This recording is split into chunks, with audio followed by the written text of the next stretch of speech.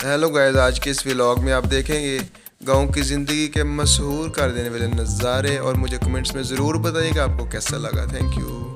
तो गाइस, आपको पता है कि आजकल जो है वो गंदम की कटाई का सीज़न चल रहा है। गांव में बहुत ही ज़बरदस्त माहौल है, हर तरफ रौनकें लगी हुई हैं, लोग अपने अपने काम में मसरूफ़ हैं। तो इसीलिए मैं आपको भी कुछ नज़ारे करवाना चाहता था। तो ये देखें, हम भी आज ना गंदम की कटाई कर रहे हैं। तो ये एक लड़का जो है ये गंदम डाल रहा है थ्रेशर मशीन में। और जो दूसरे लड़के हैं वो गंदम निकल रही है एक साइड से, उसको जो है वो बोरियों में डाल रहे हैं, पैकेट्स में डाल रहे हैं। और इसको बाद में स्टोर कर लिया जाएगा और बाद में इसका जो है आटा बनेगा, रोटी बनेगी इसकी। क्योंकि कुछ लोगों को, सिटीज़ के कुछ लोग ऐसे हैं, कुछ बच्चे ऐसे हैं जिनको पता ही नहीं कि रोटी कैसे बनती है। तो उनके लिए भी मैं लेके आया, उनको पता चले कि गांव के लोग जो है वो कितनी मुशक्क़त से जो है वो गंदम की कटाई करते हैं, कैसे गंदम काश्त की जाती है, फिर कटाई की जाती है।